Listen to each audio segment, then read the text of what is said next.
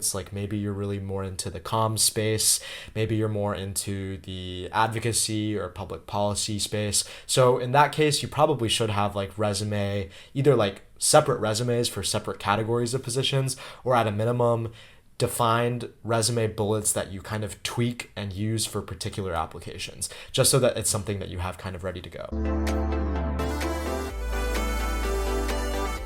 Hey everyone, welcome back to Mindful Morsels by Sam H. Lee, where I help you do more with less. I'm very excited to have our first ever guest of Mindful Morsels, Brandon Wu. He has started a weekly internship bulletin board for open positions across government, think tanks, and other progressive nonprofits and firms, mostly located in DC. You can check him out on LinkedIn, Substack, and all major social media platforms. That's Brandon Wu to find this list. I was lucky enough to take some of Brandon's time, he is both a student and working full-time, where we discussed some of his latest bulletin board postings. I also talk about my latest Notion template titled Job Seeking as a Student as a way to organize this job search if you are a student. It's definitely something I would have used if I was still a student.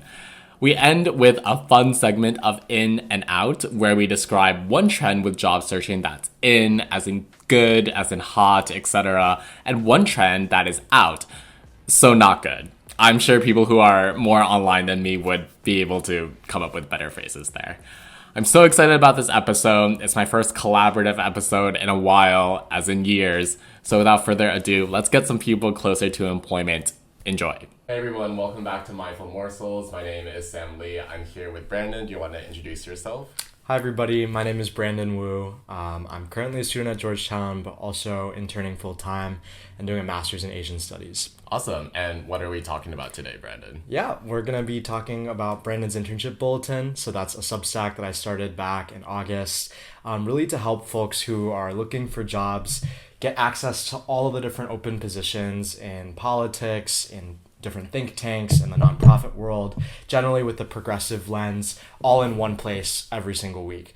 And I really started it because I found that the job search was really difficult in the 5 or 6 different resources that were out there, where you would have to go through multiple newsletters to try to find the positions you really wanted to apply to. So my goal was to make it as accessible as possible for folks to see, the different DC based and remote internships that are out there, and really level the playing field. Awesome. And what do you think makes it different from maybe other bulletin boards that are out there? Absolutely. I think that every bulletin has its own quirk. So for instance, like the US House and US Senate have their own separate bulletins, and they go a little bit more into detail on the different details for how to apply to different offices. Whereas some other bulletins will generally be very short. They'll just hyperlink positions. So my goal is to try to find kind of an equilibrium between the two and give just the most important details, such as the dates that the internship is the position will be, the hourly commitment, how much you're getting paid, and when you have to apply by. Okay, Brandon, what internships/job postings are we going to talk about today? Yeah, that's a great question. There's like 5 different positions that I think are really, really unique and different qualities that they have. And they also span multiple fields that I think are worth discussing. Okay. The first will just be a generic advocacy organization that I think is fantastic to work for. It's the ACLU, or the American Civil Liberties Union. They're hiring for positions in Washington, D.C. and New York, and many of those positions are hybrid or remote, so they allow for some flexibility for folks who might have a busier class schedule or can't go off campus that often. Notably, they also pay $20 an hour for undergrads, $24 an hour for grad students. Nice. And I think the different positions span a lot of fields. So if you're interested in communications and kind of getting a understanding of what press releases look like in the advocacy space, or how to effectively communicate and message, that's going to be something particularly relevant with the next administration. But there's also a number of other advocacy and organizing related positions that I think are interesting. And what are like the general deadlines for these applications? Yeah, so the ACLU is interesting because all of their applications are technically rolling, which means that they'll just close positions as they fill. So for instance, if you had looked at the ACLU's website maybe a few weeks ago, they probably had like 5 or 7 positions more that were open. But basically, they encourage candidates to apply as early as possible so that basically your applications are read as soon as possible. Got it. And what do these applications usually entail? Yeah, the ACLU and most, I would say, advocacy space organizations generally ask for a resume and cover letter, and that's really it. Some of them might ask for a writing sample, but I think ACLU is very simple with the two documents. And I would say on occasion there might be some short answer prompts about, for instance, like your alignment with values of the organization, like diversity, equity, and inclusion, for instance. But yeah, I would say it's not super, super complicated. Okay, awesome. Great. Well, the next position is at the National Education Association. They are kind of like a large teachers union is the best way to explain it. But what I found really special about their internship posting is also the diversity and the types of jobs that they have. So for instance, if you're interested in education policy, if you're interested in polling, strategic research, or even like collective bargaining and like union organizing, I think that the NEA has a lot of great opportunities on that. So what they're also, they have like a 20 hours max a week commitment, which I think is good in terms of folks who, again, are doing like full-time work. And they also have options for hybrid, in person, or virtual, on top of being just like a spring semester position. Great. Great. And then the third position is actually a think tank role. It's at the Pew Research Center. They're currently hiring a content analysis, religion, and world affairs intern, which I find to be really niche, but also really niche. Special. It is more of a full-time commitment, though. It's at like 37.5 hours a week, which is like oddly specific. Yeah. But yeah, and they pay DC minimum wage, but it is hybrid. And these specifically for students again? For students, yeah. I think recent grads can also apply for this role as well, because Pew, I think, tends to look for folks with a little bit more experience, especially because the work you're doing, and this role in particular is, I think they call their title like coders, where you're basically using like different content analysis research methods to look through like international reports from the State Department on religious freedom and different conflict like databases that are out there. Cool. Yeah, so I think it's also a really exciting opportunity to kind of get your foot in the door in the think tank space, especially because some of the other ones out there, I'm thinking like Council on Foreign Relations, Atlantic Council, etc., tend to attract a lot of folks in the IR space who will like apply every single cycle.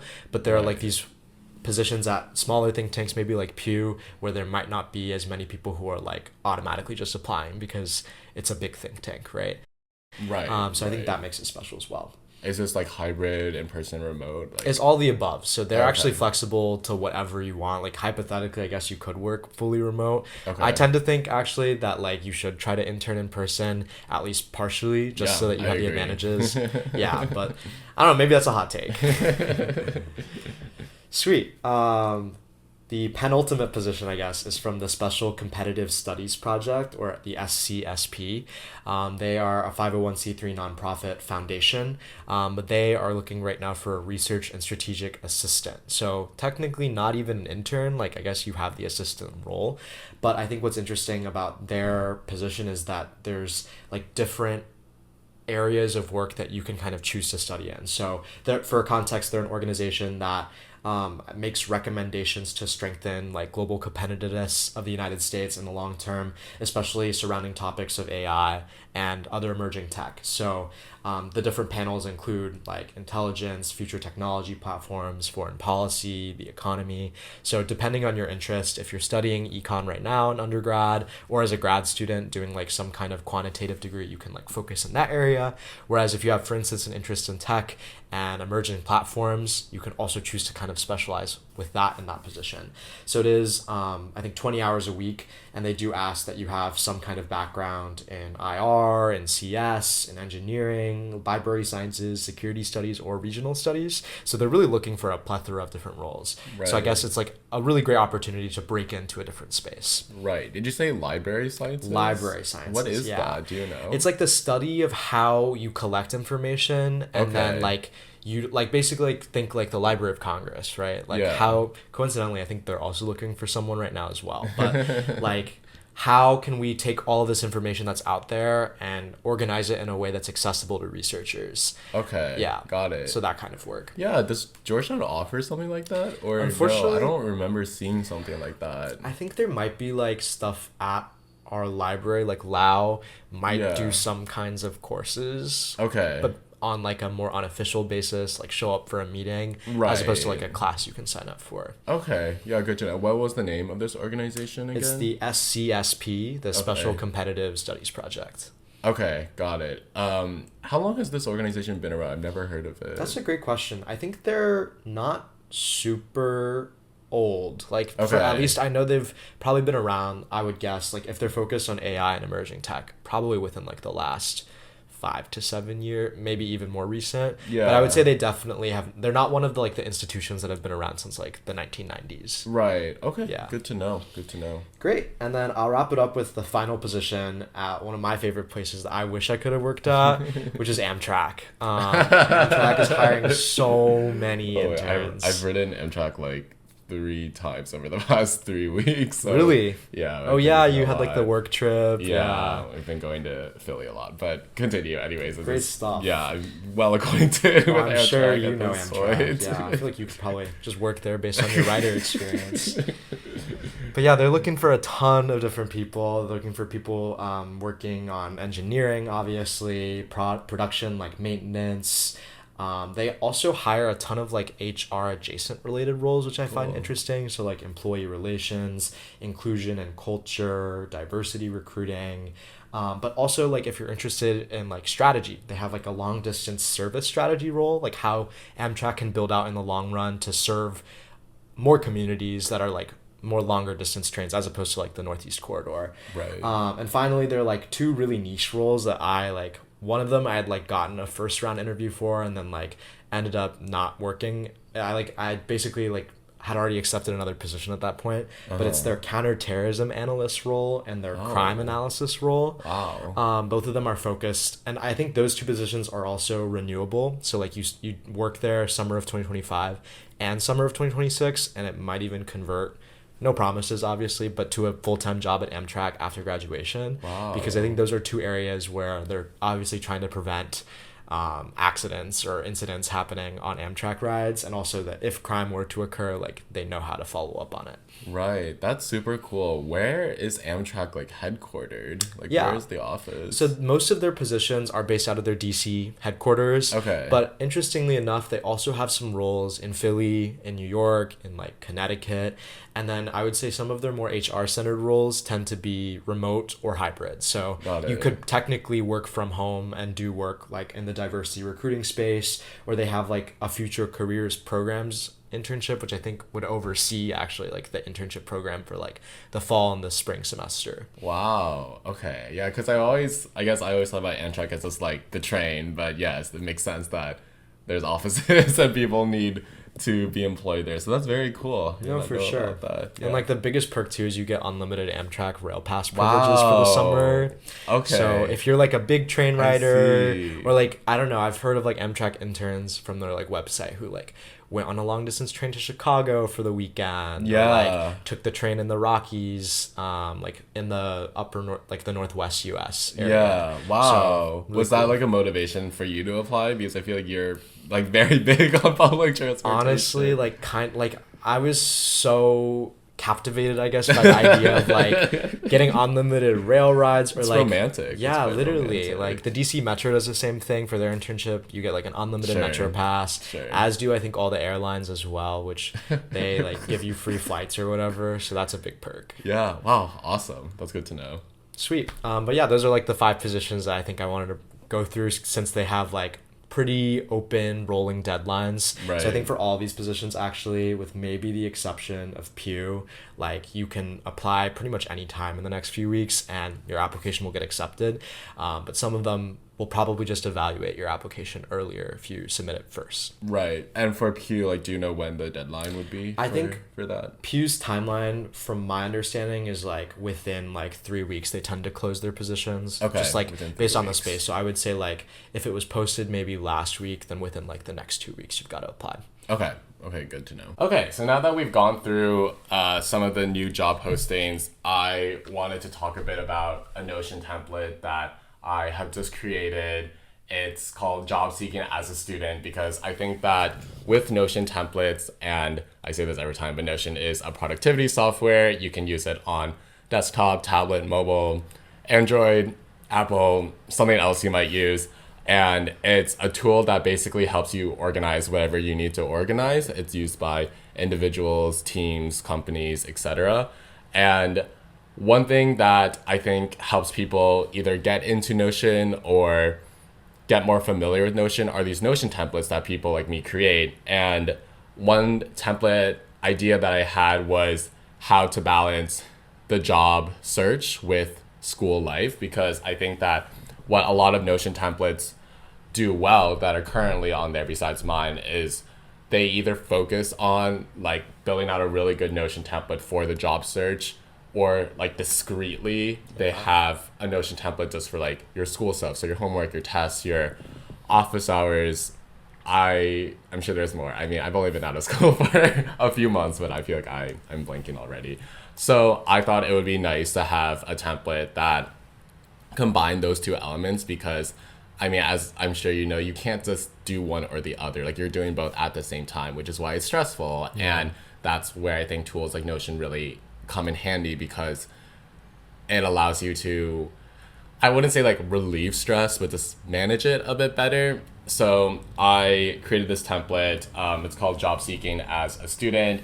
And some of the tags that I thought were relevant for it, I'm sure the marketplace has its own tags, but there's some AI involved, job search, obviously, schoolwork, and it being a Notion template. And I just wanted to create like a simple and effective way for people to track their job searching while in school. Yeah. So there are four main components. First, it's going to be just a calendar view of what's coming up. The second component is all the schoolwork that you may have in a given semester or year. The third component is the job process side, so whatever applications you might be going through. And then the fourth main component is the original database that is really just there to collect all the information, make sure that if you ever need to like find something in the original form, it's going to be there. So starting with the first component, Notion also has a calendar app now, and would highly recommend. It's called Notion Calendar. It integrates really well with your existing calendars. So GCal, iCal, again, maybe a different calendar that you might use. And this is just a simple way to see what is coming up during the week. It updates automatically with all your information. And if you want to look at just the upcoming week, you can put on filters, or just even the upcoming day, whatever is most relevant to what you need at that point. And then the second component is the schoolwork section. So I just put in a couple of sample tasks, but let's say you had math homework, very imaginative, but here's where you could put any of the assignment materials, any of the relevant due dates, and things of note. I also put an example of final essay, which is a choice to pair with math homework. I guess it might be a very different type of week for the student, but same thing where you could easily track all the assignments or tasks that you might have. Moving on to the job process component, I, again, just put an example of a data science application. I recently ran like a Tableau workshop at campus, so I think data was on my mind. And again, similar thing, but instead of the list view that the schoolwork has, I think that one better view for the job process is by stage. Mm-hmm. So depending on, right now it's sorted by date, but you could sort it based on if the stage of your application is you need to apply, or you need to network, or you're interviewing, or you're waiting to hear back, or you need to follow up. The gallery or the board view that it's set up is helpful, where you can just slide and see like where each stage is, so you could see which of your prospects might be better and which might not be as good.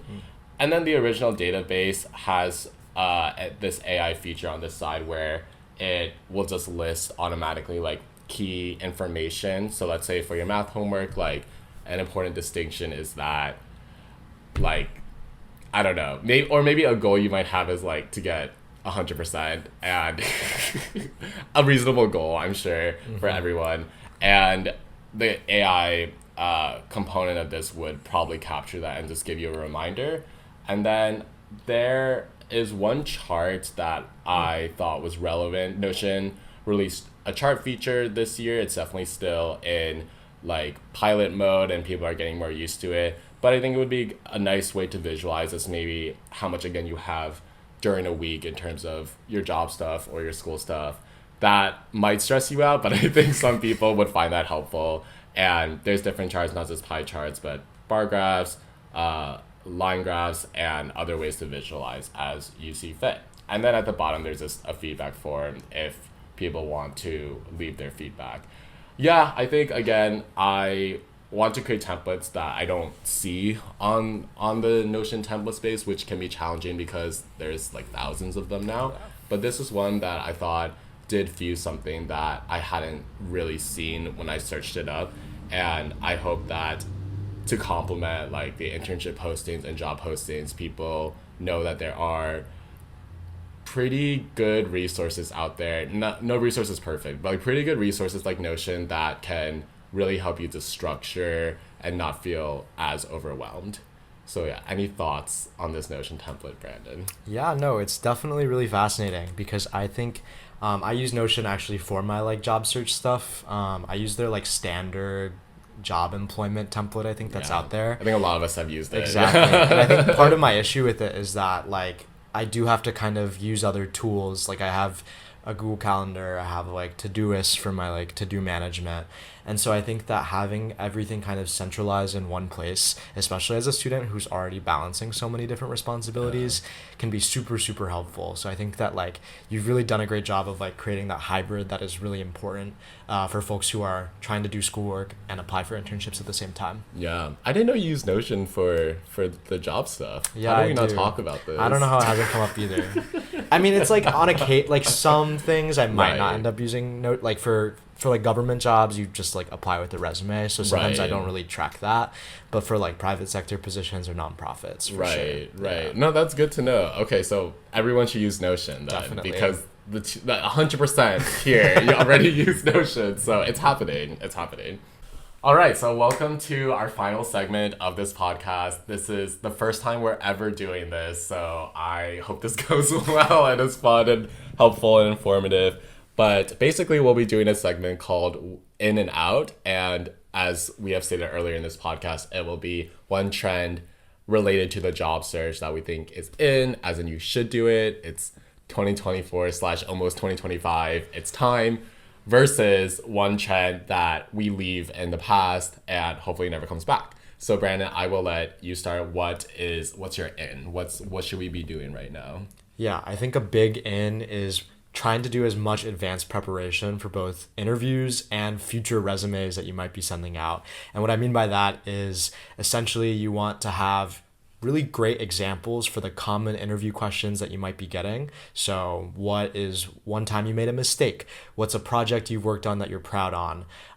What would you say is your greatest weakness or vulnerability? Like basically you don't want to be caught off guard in potential interviews or even like conversations in networking where you're trying to come up with things on the fly. It's best that I think you have some good grounded context on what you're going to say so that you really are prepared going into answering that. And similarly on the resume front, I found that, generally speaking, when you're applying for internships, they'll sort of start to fall into a few buckets. Like maybe you're really more into the comms space, maybe you're more into the advocacy or public policy space. So in that case, you probably should have like resume, either like separate resumes for separate categories of positions, or at a minimum, defined resume bullets that you kind of tweak and use for particular applications, just so that it's something that you have kind of ready to go. Yeah, no, I agree. And I think just based on the examples you put for common like questions to prepare for, I would say that maybe the most basic and common one is tell me about yourself. Exactly. And you'd be surprised, like if you don't prepare that, like I have definitely gone into interviews preparing for everything but that. And that's the first question. For sure. And you only can make a first impression once, right? So I feel Yeah. like definitely covering your bases in that way is important. Yeah. 100%. Yeah. Okay. And then what is your out? What should we not do? My out, and maybe this is like a slightly hot, warm take, I would say, is really not relying heavily on a cover letter template. Okay. And the reason why I say that is that I have some people in my life who like generally will just like copy paste in like the name of the organization, the title, and like stick to pretty generic language on like why they want to join the company and what qualifications they have that make them a strong fit, right? And obviously, like I think to some extent, like I'm a little bit on the extreme side where I quite literally like I write a cover letter from scratch pretty much every time.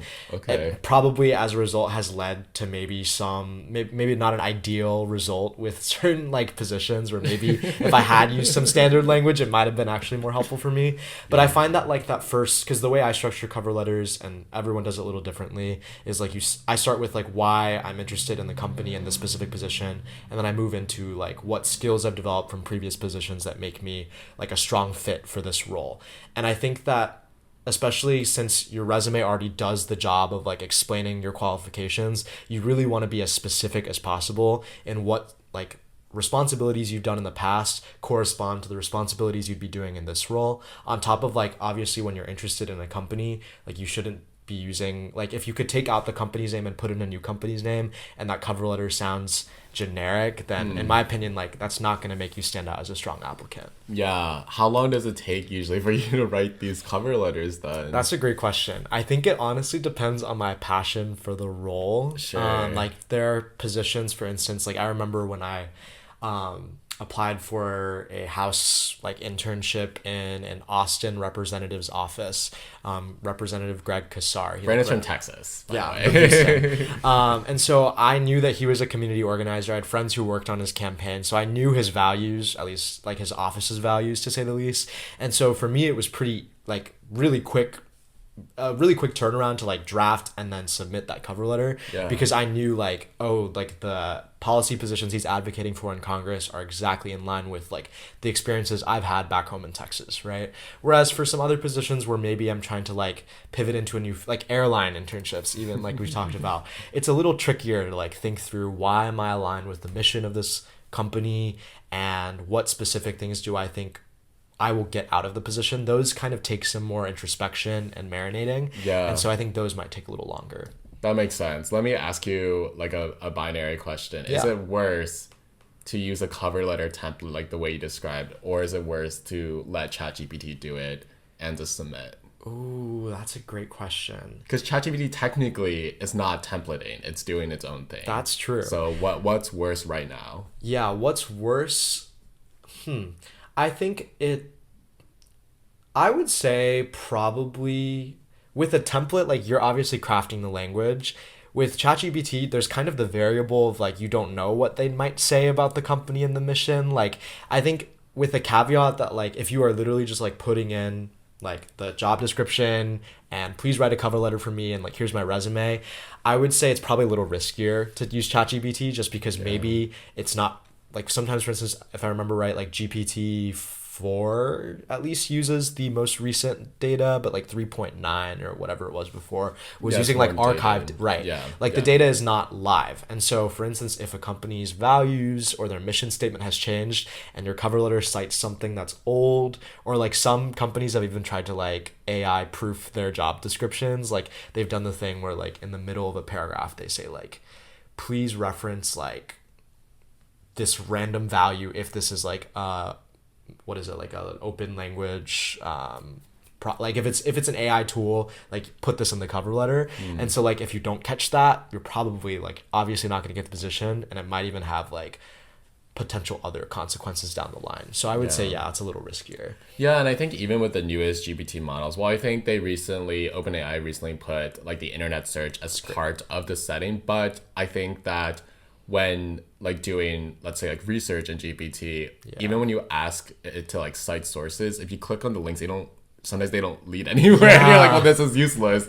So a good way to identify a hallucination is if they're sourcing and hyperlinking and it doesn't go anywhere. So just adding on to the potential risks of using a tool that is supposed to help you in that 100%. Regard. Yeah. Okay, awesome. Any other comments on your ins and outs? I think that covers everything. Yeah. Okay. I will start with my in. Yeah. And I think that my current in is networking in person over virtual. And I think that this one requires a bit of explanation because like who wants to put in the extra effort? But I will say, we are still like in that post-COVID phase where like yes, things are relatively normal, but I feel like even a year or two ago it still felt like the default was to be like we're in COVID, like let's do virtual, or even like not even like a synchronous video call. Sometimes it was super informal, and or yeah, informal is a good word. I just think that based on my experience of like last year especially, even though the majority of my networking was virtual because the people weren't actually in DC, the way that I ended up making like the strongest connections was always in person. And I think as a student or somebody who just is relatively busy, like it can feel hard to make that effort.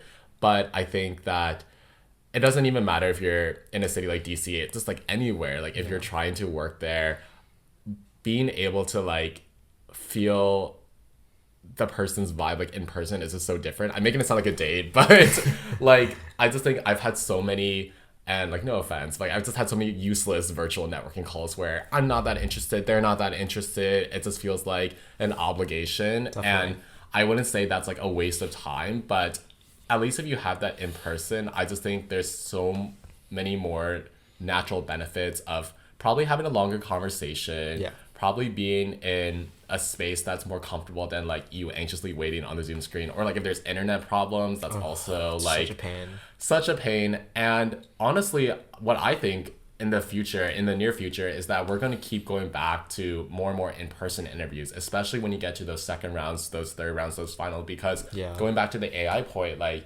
I read an article a few weeks ago about how people will be like ChatGPT as they interview, and companies know that, and 100%. Even if they can't prevent that at every level, by the time they're like seriously considering you, that's why so many of those final rounds are in person. Yeah. So I think if like one very important goal of networking is to get a job at some point, putting yourself in that position early to be like, okay, like this is how I'm going to commute to the place and the logistics and make sure I have my correct papers, I think it can only set you up well, especially as we get more and more normal post-COVID.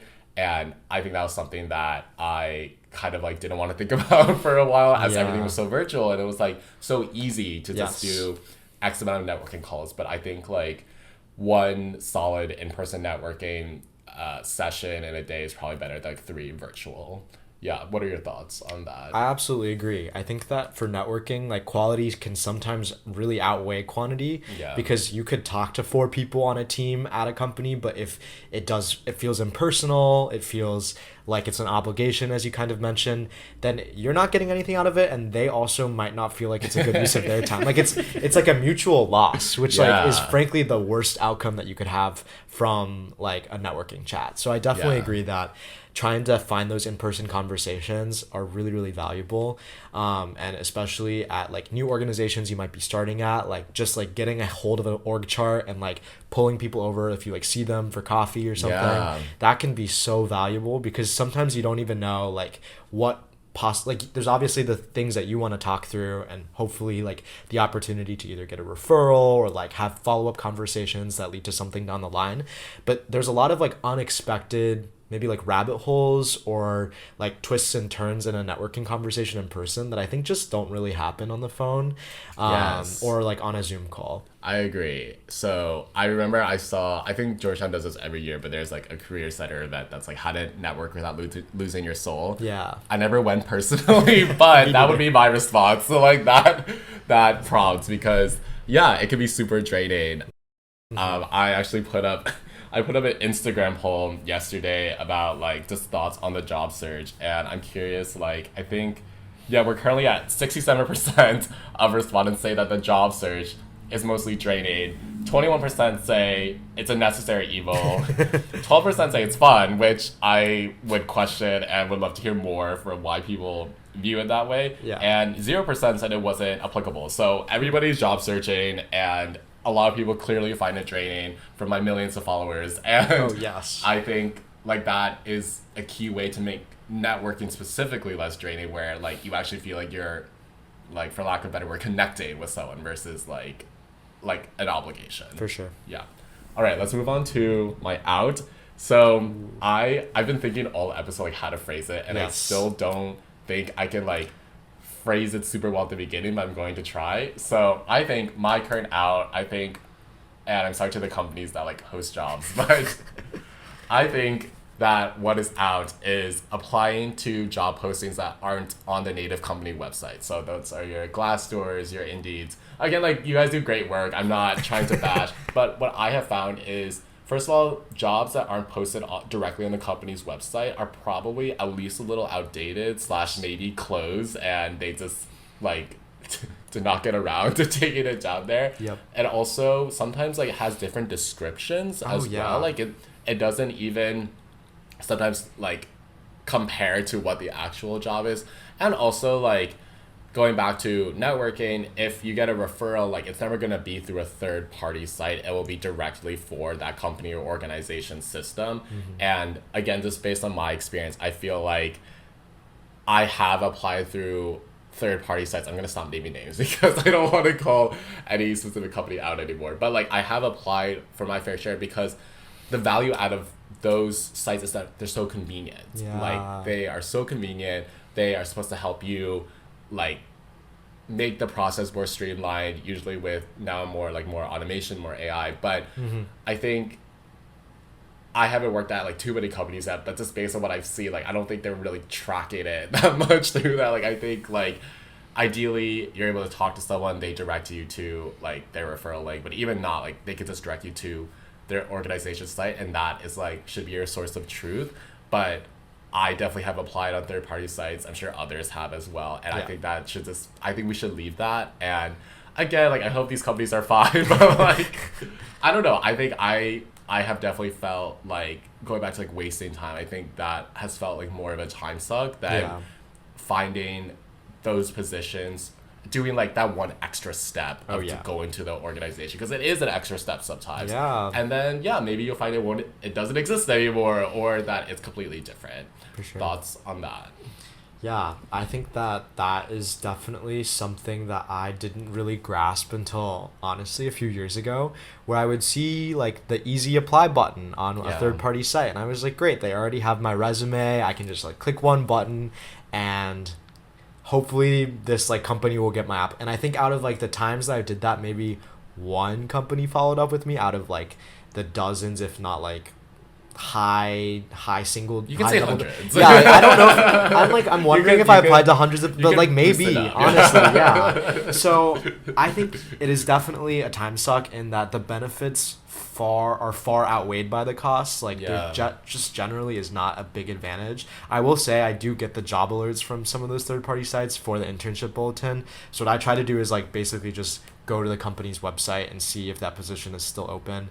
And I think that simple like, it sounds like it might take an extra step, and sometimes there are some, I will say, like, my qualm with a few companies is like sometimes they'll hide their positions. Like, they'll put an internship position not on like the careers page, but on like the student programs page. So it's like 5 clicks to like get there.